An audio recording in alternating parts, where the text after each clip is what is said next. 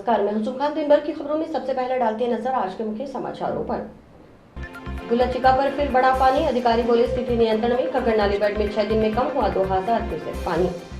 Ward की 3 पार्षद, फिर भी 1 साल से नहीं बनी सड़क। वार्ड 18 मुख्य बाजार के दुकानदारों ने किया विरोध प्रदर्शन। टोल वसूली के खिलाफ टोल प्लाजा पर दिया सांकेतिक धरना। सड़क क्षतिग्रस्त होने के बावजूद टोल वसूलने का लगाए आरोप। राजस्व प्राप्ति में प्रथम स्थान पर रहा हनुमानगढ़ आगार। वाहन संचालन की स्थिति में भी हनुमानगढ़ डिपो प्रथम नंबर पर। सरकार से आर पार की लड़ाई के मूड में नर्सिंग कर्मचारी 11 सूत्री मांगे मनवाने के लिए 23 अगस्त को उतरेंगे राजधानी की सड़कों पर। वेतन वृद्धि का लाभ दिलवाने की मांग। अतिरिक्त एवं सहायक विकास अधिकारी ने मुख्यमंत्री के नाम सौंपा ज्ञापन। अब खबरें विस्तार से। घग्गर नाली बेड में धीरे धीरे कम हो रही पानी की मात्रा शुक्रवार को 5000 क्यूसेक पर पहुंच गई। 6 दिनों में नाली बेड में 2000 क्यूसेक से अधिक पानी कम हो चुका है। इस कारण स्थिति नियंत्रण में है और जिले में पैदा हुए बाढ़ के हालात टल गए हैं। हालांकि गुल्लाचिका हेड पर शुक्रवार को 4 से 5000 क्यूसेक पानी की बढ़ोतरी दर्ज की गई, लेकिन उससे नीचे सरदुलगढ़ हेड पर गेज में कोई परिवर्तन न होने पर अधिकारी स्थिति नियंत्रण में बता रहे हैं।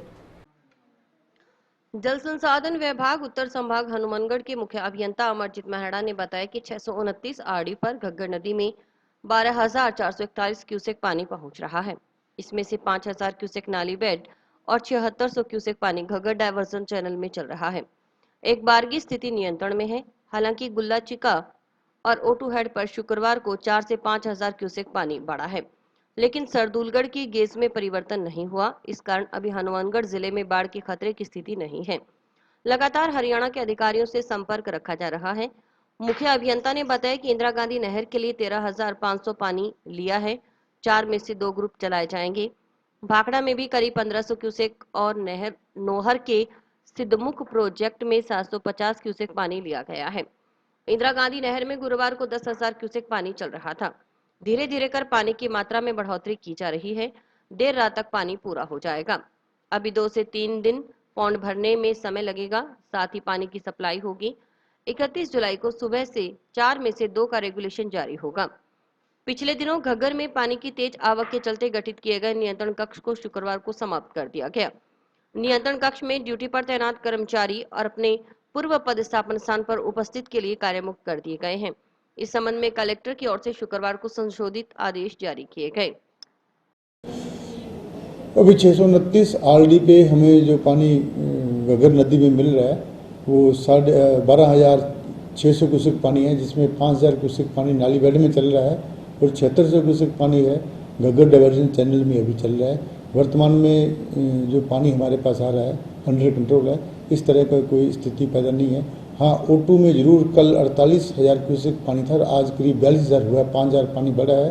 पर फिर भी यदि वो पानी हमारे पास ओटू से 1/3 के करीब पहुँचता है, यदि पानी आता है तो एवरेज जो पानी चल रहा है इसी के आसपास पानी चलेगा, जिसमें हनुमानगढ़ एरिया में कोई खतरे की स्थिति नहीं है। ये जो हमारे पास पानी आ रहा है इंदिरा गांधी नहर में, तो हमने 13,500 क्यूसेक पानी लिया है। 4 में से 2 ग्रुप चलाएंगे और भाखड़ा में भी करीब हमने इस बार 1500 क्यूसेक पानी लिया है। नौर के अंदर सिद्धमुख प्रोजेक्ट में 750 क्यूसेक पानी लिया है। इंदिरा गांधी पीरियड में कल 10,000 पानी चल रहा था, तो अभी धीरे धीरे करके 250 पर आवर बढ़ा के आज बढ़ाएंगे। तो आज मैं समझता हूँ कि देर रात तक जो है हमारा पानी पूरा हो जाएगा और अभी 2 से 3 दिन पौंड भरने में और पीने के पानी सप्लाई होगी और 31 तारीख को सुबह जो है 4 में से 2 का रेगुलेशन जारी हो जाएगा। इंदिरा गांधी स्मार्टफोन योजना के संबंध में शुक्रवार को टाउन के पंचायत समिति कार्यालय में विकास अधिकारी यशपाल असीजा ने अधिकारियों की बैठक ली। बैठक में स्मार्टफोन वितरण को लेकर की जाने वाली व्यवस्थाओं की समीक्षा की गई। इस पर चर्चा कर योजना बनाई गई। पंचायत समिति के विकास अधिकारी ने बताया कि इंदिरा गांधी स्मार्टफोन योजना 10 अगस्त से प्रारंभ होगी। योजना के तहत राज्य सरकार की ओर से करीब 40 लाख मोबाइल फोन का वितरण लाभार्थियों को किया जाएगा। हनुमानगढ़ तहसील में कुल 41 पंचायतें हैं। इन पंचायतों में जोन वाइज पात्र लाभार्थियों को मोबाइल फोन का वितरण किया जाएगा। योजना के तहत कक्षा 9 से कॉलेज स्तर तक की छात्राएं पात्र हैं। इसके अलावा एकल महिला, मुख्यमंत्री रोजगार गारंटी योजना के तहत मनरेगा में 100 दिन का कार्य पूर्ण करने वाली महिलाएं इस योजना के तहत पात्र हैं। पात्रता राज्य सरकार की ओर से निर्धारित की गई है। पात्रों के नाम प्राप्त होने पर उसी के अनुसार लाभार्थियों को मोबाइल फोन का वितरण किया जाएगा। बीडीओ ने बताया कि टाउन स्थित पंचायत समिति कार्यालय में शिविर आयोजित होंगे। इसके लिए 6 काउंटर लगाए जाएंगे। सभी पंचायतों के लाभार्थी इस शिविर में आकर अपना पंजीयन करवा मोबाइल फोन प्राप्त कर सकेंगे। इस योजना का लाभ लेने वाले लाभार्थी डिजिटल हो जाएंगे। उन्हें भी अपने मोबाइल फोन पर घर बैठे ऑनलाइन सूचना प्राप्त हो सकेगी। इंदिरा गांधी स्मार्ट फोन योजना के संबंध में बैठक थी। ये जो 10 अगस्त से प्रारंभ होने जा रही है, इसके अंदर हमने ये समीक्षा की है कि किस किस प्रकार से हम वितरण करेंगे, उसकी विस्तृत चर्चा की गई और उसकी योजना बनाई गई है। इसके अंदर जो है राज्य सरकार द्वारा लगभग 40 लाख मोबाइल फ़ोन का जो है वो वितरण किया जाना है। हमारे 41 पंचायत हैं। इन पंचायत में जो है जोन वाइज पात्र लाभार्थियों को मोबाइल वितरण किया जाएगा। इसके अंदर जो है 9 से कॉलेज स्तर तक की बच्चियां जो हैं वो इसमें पात्र हैं, एकल महिला है। इसके अलावा मुख्यमंत्री रोजगार गारंटी योजना के तहत जिन्होंने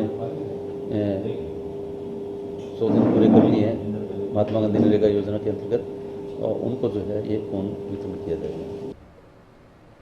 वेतन वृद्धि का लाभ दिलवाने और पदोन्नति आधारित फिक्सेशन संबंधी बजट घोषणा लागू करने सहित 13 सूत्रीय मांगों के संबंध में सहायक विकास अधिकारी और अतिरिक्त विकास अधिकारियों ने शुक्रवार को मुख्यमंत्री के नाम पंचायत समिति के विकास अधिकारी को ज्ञापन सौंपा।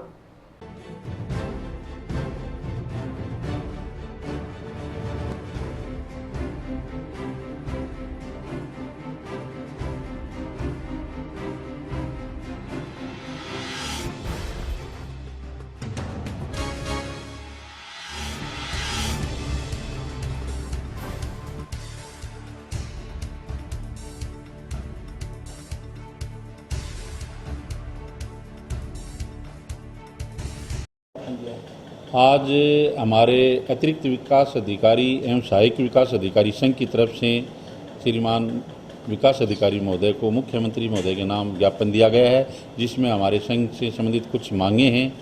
जैसे कि जो हमारा सहायक विकास अधिकारी है, इनको जो भी फील्ड के अंदर ग्राम पंचायत क्षेत्र के अंदर जो निर्माण कार्य की एफएस और एएस निकलती हैं उसमें इनकी टिप्पणी हो। निर्माण कार्य के बाद में जब पूर्णता प्रमाण पत्र होता है तो उस पर भी इनकी अभिशंसा हो। और जो नीलामी और टेंडर जो कमेटियां हैं पंचायत समिति स्तर पर, उनमें इनके अंदर इनको लिया जाना, सम्मिलित किया जाना चाहिए। और जो 13 बिंदुओं के विषय में जो मान लो विकास अधिकारी की जब सीट खाली होती है पंचायत समिति में, तो हमारे अतिरिक्त विकास अधिकारी है उसको इसके अंदर जगह मिलनी चाहिए। उस चार्ज है वो उनके नाम होना चाहिए। मनरेगा के अंदर भी विकास अधिकारी को कार्यों का आवंटन होना चाहिए। और क्लस्टरों का भी कार्य जो दायित्व हैं सहायक विकास अधिकारी और अतिरिक्त विकास उनके कार्यों का दायित्वों का कर्तव्यों का निवारण के लिए अलग अलग यहाँ माने 13 बिंदुओं की जो मांग करी है, हम आशा करते हैं कि श्रीमान मुख्यमंत्री महोदय हमारी इन मांगों की तरफ गौर करेंगे और इसमें हमारे को लिख देंगे। वेतन भत्तों की विसंगतियां दूर करने व नर्सेज संवर्ग कैडर का पुनर्गठन करने सहित 11 सूत्रीय मांगों के निस्तारण की मांग कर रहे नर्सेज अब सरकार से आर पार की लड़ाई के मूड में हैं। मांगों को पूरा करवाने के लिए राजस्थान नर्सेज संयुक्त संघर्ष समिति के बैनर तले चल रहे आंदोलन की कड़ी में 30 अगस्त को जयपुर में विशाल रैली प्रस्तावित है। रैली की तैयारियों को लेकर संघर्ष समिति के प्रदेश प्रतिनिधियों की ओर से प्रदेश के सभी जिलों का दौरा कर नर्सेज को एकजुट करने का काम किया जा रहा है। इसी कड़ी में संघर्ष समिति के प्रदेश प्रतिनिधि शुक्रवार को हनुमानगढ़ पहुंचे और बैठक ली।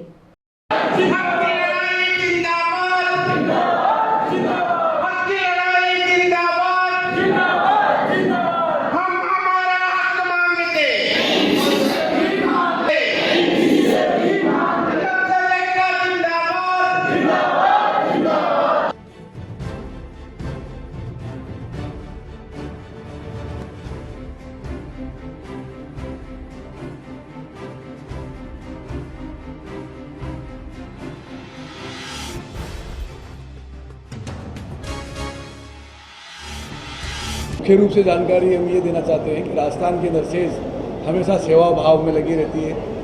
अस्पतालों में अपनी ड्यूटी समय पे तो काम करते ही हैं, इसके अलावा भी ये लोग जैसे रक्तदान शिविर आयोजित करना, राजस्थान की जन कल्याणकारी जो योजनाएं हैं उनको लागू करने में ड्यूटी आवर्स के अलावा भी काम करते रहते हैं। कई बार ऐसे भी है कि मिलने जुलने वाला कोई गाँव का गरीब मरीज आ जाता है, उसकी सेवा पानी में रात को 12 बजे भी उनको उठ के जाना पड़ता है।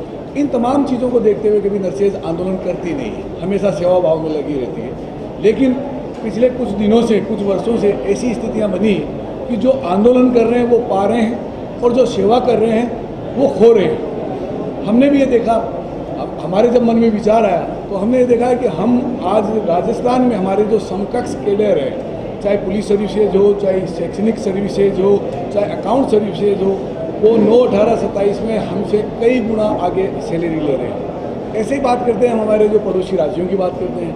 पड़ोसी राज्यों में हमारे बिहार है, यूपी है, पंजाब है, हरियाणा है, हिमाचल प्रदेश है, दिल्ली है और केंद्र है। इनसे भी हमें 7,150 रुपये से लेके 22,500 रुपये प्रति माह मूल वेतन में हमें कम मिल रही है। यानी कि ये हालात हमारे यहीं समकक्ष कैडर के साथ में नहीं है, अन्य जो हमारे राज्य हैं उनसे भी हम पिछड़े हुए हैं। राजस्थान नर्सेज संयुक्त संघर्ष समिति के तमाम जो प्रदेश प्रतिनिधि हैं वो अब तक अजमेर संभाग, उदयपुर संभाग, भरतपुर संभाग, कोटा संभाग और अभी बीकानेर संभाग का आज हमारा आखिरी दिन है। यहाँ से हनुमानगढ़ से गंगानगर होते हुए संभाग पूरा हो जाएगा।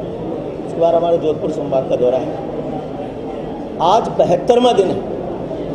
मुख्यमंत्री जी कहते हैं कि हड़ताल मत करो, सत्याग्रह करो, धरना लगाओ, क्योंकि वो खुद भी धरना लगाते हैं। तो धरना लगाओ और अपनी बात हम तक पहुंचाओ। हम चिकित्सा विभाग के कर्मचारियों को हड़ताल पर नहीं जाना देना चाहते। मगर आज 72 दिन हो गए, सत्याग्रह पूर्वक बात हो रही है 18 जुलाई से। अभी पूरे राजस्थान के पूरे 33 जिलों के अंदर धरना प्रदर्शन चल रहा है और आज उसको 10-11वां दिन हो गया। तो आखिर ये कब ये सत्याग्रह पूरा होएगा नर्सेज का? और कथनी और करनी में फर्क है। एक तरफ मुख्यमंत्री जी ने कहा कि हम संविदा भर्ती पूरे राजस्थान में बंद कर रहे, और अभी हाल ही 10 दिन पहले ही सवाई मानसिंह मेडिकल कॉलेज को प्लेसमेंट एजेंसी के माध्यम से नर्सिंग अधीक्षक तक लगाने की अनुमति जारी करी। दुर्भाग्य हमारा, क्योंकि समझना पड़ेगा राजस्थान हिंदुस्तान का ऐसा राज्य है जहां पर बीएससी और एमएससी जो विशेषज्ञ शिक्षा का जो नर्सिंग जो समाज है, जिसने कोरोना काल के अंदर हजारों लाखों लोगों की जिंदगी बचाई, पूरे हिंदुस्तान में सबसे कम कैजुअलिटीज राजस्थान में हुई और सर्वाधिक हमारे तमाम सारे भाई बहन उसमें शहीद हुए, तमाम उसके परिवारजन शहीद हुए। और उसकी ये स्थिति है कि क्वालिफाइड सर्विस का राजस्थान में कोई सम्मान नहीं है। सफाई कर्मचारियों को 9,500 पर प्लेसमेंट पर लगाते हैं और ये क्वालिफाइड नर्सिंग जो समाज है उसका मूल मानदेय जो है 7,900 रुपये, सफाई कर्मचारियों से भी कम मानदेय है। कि अब सत्याग्रह पूर्वक अगर सरकार नहीं मानेगी तो 1 तारीख से राजस्थान के अंदर नर्सिंग कर्मचारी मजबूर है, वो अब कार्य बहिष्कार की ओर बढ़ रहे हैं। और 23 तारीख को सामूहिक अवकाश जो होगा, उस सामूहिक अवकाश के बाद मुख्यमंत्री जी को तय करना है कि अब ये नर्सिंग कर्मचारियों को उन्हें चिकित्सालय में वापस भेजना है या फिर वो अपने घरों को जाएंगे, क्योंकि हमारी मजबूरी हो गई। हम नहीं करना चाह रहे थे। एएनएम, एलएचबी नर्सिंग छात्र, नर्सिंग ट्यूटर से लेकर के और नर्सिंग ऑफिसर तक राजस्थान का 99% नर्सेज समाज इस बार लामबंद है।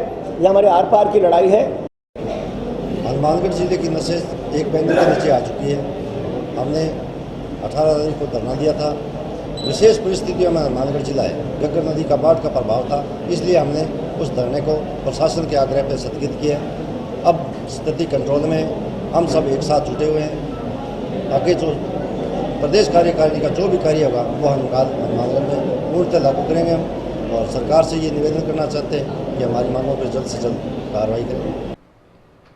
जंक्शन के मुख्य बाजार वार्ड 18 में मनोरम की चक्की वाली गली के दुकानदार और रहवासी सड़क का निर्माण न होने से परेशान हैं। करीब 1 साल पहले नगर परिषद ने सड़क तो तुड़वा दी, लेकिन दोबारा निर्माण नहीं करवाया। मानसून के सीजन में बारिश के बाद हालात बिगड़ने से इस गली से निकलना मुश्किल हो गया है। लंबे समय से सड़क का निर्माण न होने से नाराज दुकानदारों और रहवासियों ने शुक्रवार को नगर परिषद के खिलाफ नारेबाजी करते हुए विरोध दर्ज करवाया।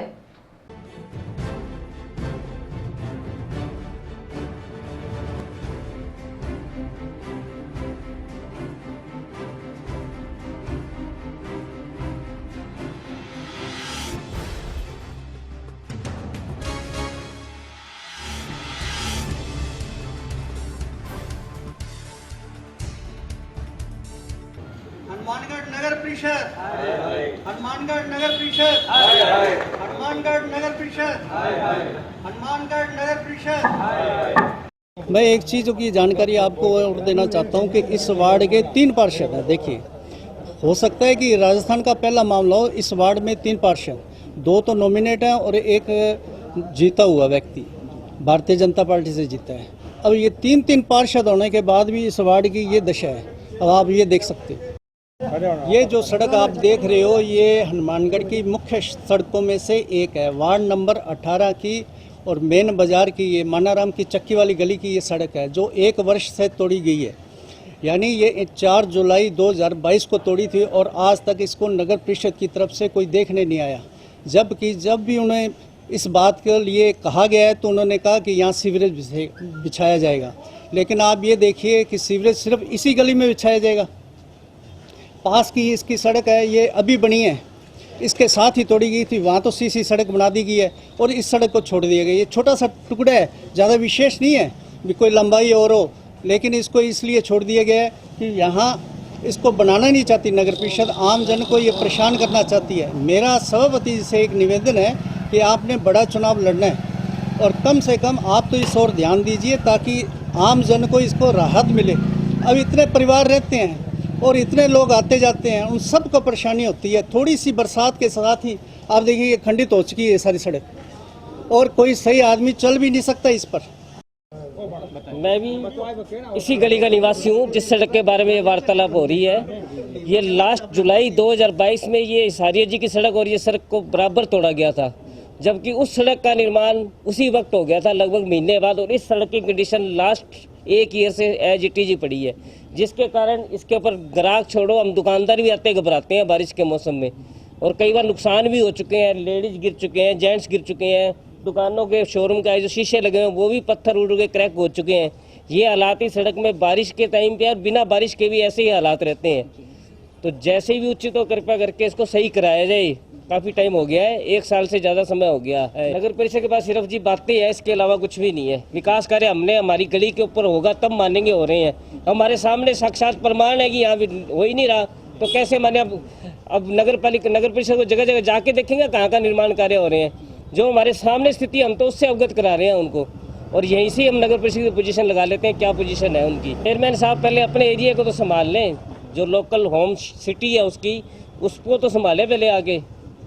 गाँवों में अगर यहाँ ऐसा माहौल है तो गाँव वाले अगर ये वीडियो देखेंगे तो उनको ही पता लग जाएगा सिर्फ इनके वादे और बातें ही हैं, उसके अलावा कुछ नहीं है इनके पास। सारे दुकानदार मिलकर जो भी राय करेंगे उसके अकॉर्डिंग आंदोलन या जो भी होगा वो करना उचित समझेंगे।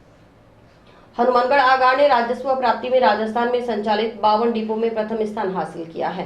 गत समीक्षा बैठक की बात करें तो राजस्व प्राप्ति में हनुमानगढ़ आगार दूसरे स्थान पर था। इस कार्यावधि में हनुमानगढ़ आगार ने प्रथम स्थान हासिल किया है। हनुमानगढ़ आगार का राजस्व लक्ष्य 20,35,26,000 रुपए का था, जबकि 20,26,87,000 रुपए की आय अर्जित की गई है। इसी प्रकार वाहन संचालन की स्थिति में भी हनुमानगढ़ डिपो प्रथम नंबर पर रहा है। देखिए रिपोर्टर प्रदीप पाल की खास रिपोर्ट। हनुमानगढ़ आगार का आवंटित किलोमीटर 48,11,000 था। इस लक्ष्य के विपरीत 50,01,000 किलोमीटर बसों का संचालन किया गया है। करीब 2 लाख किलोमीटर अतिरिक्त बसों का संचालन किया गया है। इसका मुख्य कारण परीक्षा के लिए अलग से गाड़ियों का संचालन करना रहा है। डीजल औसत की बात की जाए तो गत समीक्षा बैठक में हनुमानगढ़ डिपो 23वें स्थान पर था, जो अब 5वें पायदान पर आ गया है। हनुमानगढ़ आगार के मुख्य प्रबंधक राकेश राय ने बताया कि निगम स्तर की सभी डिपो की कार्य समीक्षा पिछले सप्ताह ली गई थी। समीक्षा बैठक में यात्री भार में 3 नंबर पर थे, लेकिन अब 8 नंबर पर पहुंच गए हैं। इसका कारण बसों का संचालन ज्यादा संख्या में करना रहा। यात्री भार विभिन्न बसों में बंटने के कारण यात्री भार के प्रतिशत में कुछ गिरावट हुई है। मुख्य प्रबंधक ने बताया कि पिछले दिनों 24 अप्रैल से 30 जून तक प्रशासन गांव के संग अभियान चलाया गया। इसमें निगम की तरफ से रोडवेज कर्मचारियों ने भी हिस्सा लिया था। शिविर में लोगों के विभिन्न श्रेणियों की छूटों के कार्ड बनाए गए हैं। उसमें भी हनुमानगढ़ आगार ने पूरे राजस्थान में प्रथम स्थान प्राप्त किया है। हनुमानगढ़ आगार की ओर से इन शिविरों में कुल 6,826 कार्ड डिपो की ओर से बनाए गए हैं। ये संख्या अन्य सभी डिपो से काफी ज्यादा है। उन्होंने बताया कि हनुमानगढ़ आगार के सभी अधिकारी कर्मचारी एकमत होकर टीम भावना से कार्य कर रहे हैं। इसकी वजह से हनुमानगढ़ आगार अपने लक्ष्यों को हासिल कर रहा है। मुख्य प्रबंधक ने बताया कि पिछले दिनों की हनुमानगढ़ आगार के बेड़े में 4 नई बसें शामिल हुई हैं।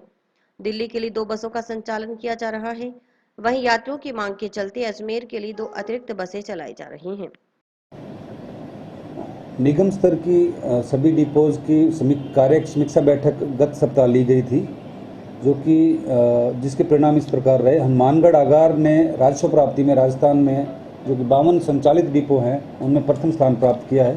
गत समीक्षा बैठक में ये स्थान हमारा दूसरा था और अभी इस कार्यावधि में हमने प्रथम स्थान हासिल किया है।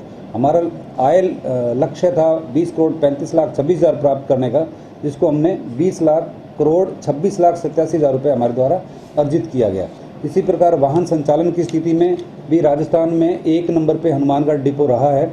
हमारा आवंटित किलोमीटर था 48,11,000 किलोमीटर, जिसको हमने लक्ष्य की विपरीत हमने 50,01,000 किलोमीटर चलाया है, जिसमें हमने लगभग 2 लाख किलोमीटर अतिरिक्त बसों का किलोमीटर संचालन किया गया, जिसका मुख्य रूप से कारण एग्ज़ाम वगैरह के लिए हमने गाड़ियाँ अलग से संचालित की गई हैं और लक्ष्य से ज़्यादा हमारा संचालन रहा है। उसके अलावा हम एक पैरामीटर ये था कि यात्री भार में हम गत समीक्षा बैठक में 3 नंबर पे थे, जबकि अभी 8 नंबर पे चले गए। इसकी वजह ये रही कि हमारे द्वारा बसों का संचालन ज़्यादा संख्या में किया गया, तो यात्री भार विभिन्न बसों में बंटने के कारण हमारा यात्री भार प्रतिशत में हमारा थोड़ा सा गिरावट प्रदर्शित हुई है। इसी के विपरीत एक जो हमारा पैरामीटर डीजल औसत का आता है कार्य समीक्षा में, तो जो कि गत बैठक में हमारा डिपो 23 स्थान पे था, 23वें पायदान से अभी इस मीटिंग के दौरान 5वें पायदान पर आ गया हमारा डिपो, जो कि काफ़ी हमारा सराहनीय कार्य रहा हमारी कार्यशाला का। हमारे जो भी मैनेजर ऑपरेशन हैं और जो कार्यशाला में कार्मिक हैं सभी ने बहुत बढ़िया काम किया, चालकों ने भी बहुत अच्छा काम किया है। और इसके अलावा पिछले दिनों 24 अप्रैल से 30 जून तक एक अभियान चला था, ये प्रशासन गाँव के संग। इसमें हमारे कर्मचारियों द्वारा भाग लिया गया निगम की तरफ से और लोगों के कार्ड बनाए गए हैं, जो विभिन्न श्रेणियों की जो छूटें हैं, कोई महिला फ्री वाला है तो कोई 30%, कोई 70% छूट है, विभिन्न श्रेणियों के कार्ड बनाए गए। उसमें भी हमारे आगार ने राजस्थान में प्रथम स्थान प्राप्त किया है। और अभी वक्त है एक ब्रेक का। आपके कैरियर को दे नई दिशा। माता किताब कौर इंटीग्रेटेड बीएड व डिग्री कॉलेज, जो कि ISO सर्टिफाइड है और महाराजा गंगा सिंह यूनिवर्सिटी बीकानेर से मान्यता प्राप्त है, जो लेकर आए हैं BSc नॉन मेडिकल व मेडिकल, BA सभी विषयों में, BSc BEd व BA BEd की सुविधा। अनुभवी और योग्य स्टाफ के साथ साथ हर सुविधा उपलब्ध करवाई गई है, जो विद्यार्थियों का उच्च कोटि का मार्गदर्शन करेगी। यहाँ का रिजल्ट 100% है। सभी सब्जेक्ट्स की लैब जैसे botany, zoology, physics, chemistry, computer व भूगोल, जो कि अत्याधुनिक उपकरणों से सुसज्जित है, और कॉलेज का विशाल कैंपस, जो कि पढ़ाई के बिल्कुल अनुकूल है। छात्रों के सर्वांगीण विकास के लिए फ्रेशर पार्टी, रंगोली, मेहंदी, खेल कूद, शैक्षणिक भ्रमण, scout, rover, ranger, Holi, Lohri जैसे सांस्कृतिक कार्यक्रम की गतिविधियां निरंतर चलती रहती हैं। CCTV व वाईफाई कैंटीन व बस की सुविधा उपलब्ध है। प्रवेश प्रक्रिया व गाइडलाइन हेतु संपर्क करें माता किताब Kaur campus, Rawatsar road, toll plaza के पास, हनुमानगढ़। मोबाइल नंबर 9950392001 और 9414081898। क्वालिटी प्रोग्राम के तहत राज्य स्तर की टीम की ओर से अगस्त माह में टाउन के महात्मा गांधी स्मृति जिला अस्पताल का निरीक्षण किया जाएगा। निरीक्षण के बाद अंक निर्धारित किए जाएंगे। इससे पहले चिकित्सालय प्रशासन की ओर से आवश्यक तैयारियां की जा रही हैं। रात्रि में अस्पताल का नाम चमके व नागरिकों को अस्पताल में आने में सुविधा हो, इसके लिए जिला अस्पताल में साइन बोर्ड लगाया जाएगा। साइन बोर्ड तैयार करने का कार्य जारी है। करीब 2 लाख रुपए की लागत से साइन बोर्ड से निर्माण करवाया जा रहा है।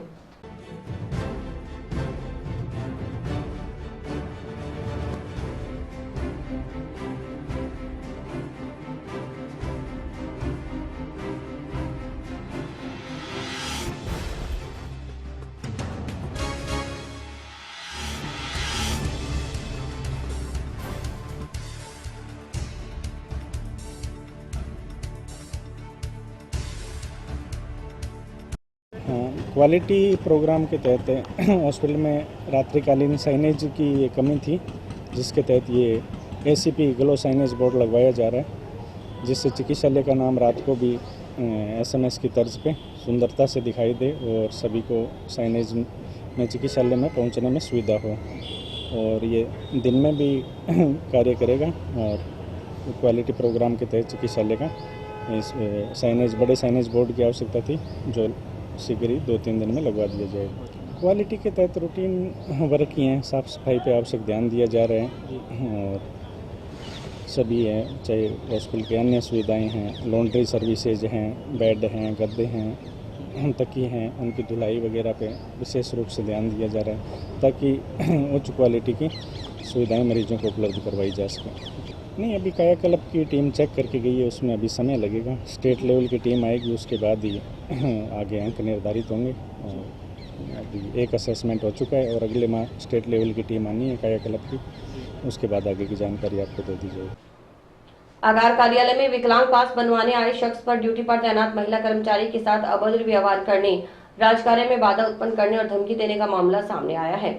महिला कर्मचारी की लिखी शिकायत पर हनुमानगढ़ आगार के मुख्य प्रबंधक ने महिला पुलिस थाना प्रभारी के नाम पत्र लिखकर कानूनी कार्रवाई करने की मांग की।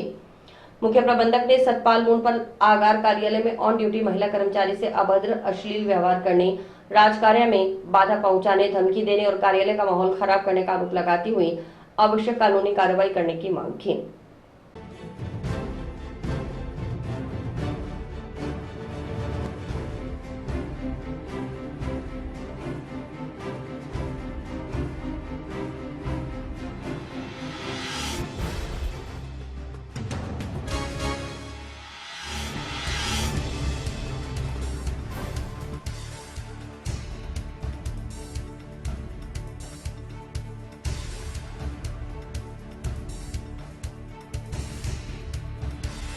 जंक्शन थाने में एक परिवार दिया गया है, जिसमें हमारे महिला कर्मचारी ने शिकायत की थी कि एक कोई विकलांग व्यक्ति आए हैं और आके उन्होंने बदतमीजी की है, उन्होंने पैंट खोल दी आके उनके सामने बैठकर ऐसी फिजूल की बातें करने लगा। रोते हुए मेरे पास आई तो मैंने उनसे एप्लीकेशन लिया। उससे पहले जाके मैंने बातचीत किया उनसे, तो वो मेरे से भी बदतमीजियाँ करने लगे, धमकियाँ देने लगे, मैं देख लूँगा, मैं सुसाइड कर लूँगा यहाँ पे, तुम्हारा नाम लेके तुम मेरे को परेशान कर रहे हो 2 साल से, जबकि मैं उसको जानता नहीं हूँ। अभी पिछले दिनों बोल रहा है मेरा पास गुम हो गया, तो उसको बताया गया कि आपका पास गुम हो गया तो FIR की कॉपी ला के देवें, जो नियमानुसार आपको बना दिया जाएगा, उसके 120 रुपये लगें। तो उसको भी वो बोल रहा है कि 120 रुपये क्यों लोगे, डुप्लीकेट दोगे और फिर 120 रुपये लोगे। नियमानुसार जो है वही चार्ज किया जा रहा है हमारे द्वारा। और मेरे से बदतमीजी की तो मैंने पुलिस कंट्रोल रूम में फ़ोन करके पुलिस को बुलाया, पुलिस जाब्ते को उनको हैंडओवर कर दिया उसको, जो कि सतपाल मूंड जिसका नाम था, और ये किशनपुरा गांव का रहने वाला निवासी वो अपने आप को बता रहा था, जिसका परिवार मेरे द्वारा जंक्शन थाने में दे दिया गया। पार्टनरशिप में इलेक्ट्रॉनिक सामान बेचने का व्यापार शुरू करने के नाम पर अपने ही दोस्त को 6 लाख रुपए से अधिक की जपत लगाने के मामले में नया मोड़ आ गया है। इस संबंध में 25 जुलाई को जंक्शन पुलिस थाना में मुकदमा दर्ज करवाने वाले शख्स के 2 बेटों के खिलाफ ही अब परस्पर मुकदमा दर्ज करवाया गया है। इसमें फर्म के मालिक की ओर से अपनी फर्म के मैनेजर व उसके भाई के खिलाफ करीब 10 लाख रुपए का गबन करने का आरोप लगाया गया है।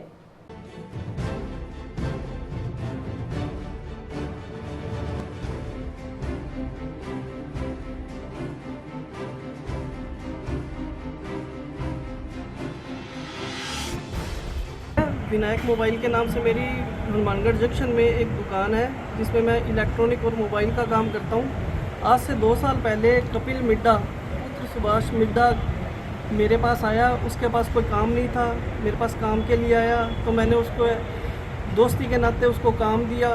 मैं ज़्यादातर बाहर रहता था, दूसरे कामों में बिजी रहता था। वो वहाँ पे रहकर दुकान में उसने गलत तरीके से फर्जी बिल काट के और गलत तरीके से सारा कैश उसने हथिया लिया है और गलत तरीके से मेरे साथ फ्रॉड किया उसने। और उसी के एवज में मैंने उसके ऊपर आज FIR करवाई है और मैं आपसे रिक्वेस्ट करता हूं कि इसके ऊपर कानूनी कार्रवाई की। तकरीबन 10 लाख के आसपास का फ्रॉड हुआ है इसमें मेरे पास।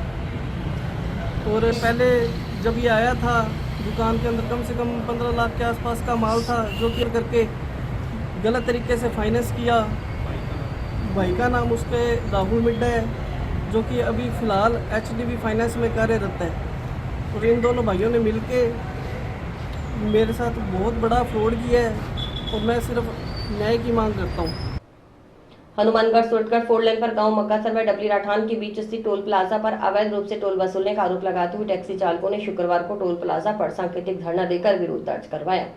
राजस्थान गुरु नानक टैक्सी यूनियन के बैनर तले विरोध प्रदर्शन कर रहे टैक्सी चालकों ने आरोप लगाया कि सुरतगढ़ रोड पर सड़क टूटी होने के बावजूद टोल वसूला जा रहा है, जबकि टोल वसूलने के लिए सड़क की हालत सही होना जरूरी है।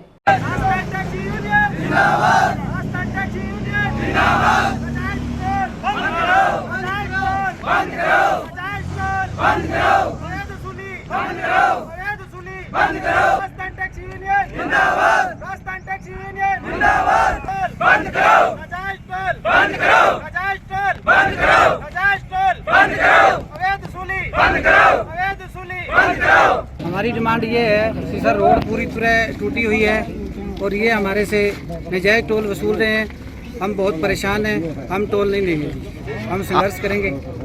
आज का जी हम इकट्ठे हुए हैं यहाँ, बिल्कुल अधिकारियों को हमने अवगत करवा दिया गया है और अगर हमारी कोई अधिकारी आएगा तो हम बात करने के लिए तैयार हैं। अगर अधिकारी कोई नहीं आता तो हम बिल्कुल अनिश्चित काल के लिए यहाँ धरना देंगे। नहीं जी, बिल्कुल चक्का जाम नहीं किया है, अभी सांकेतिक धरना दिया है, चक्का जाम की अभी कोई नहीं है। और इसी के साथ समाचार समाप्त हुए। रोजाना देखते रहिए समाचार। नमस्कार।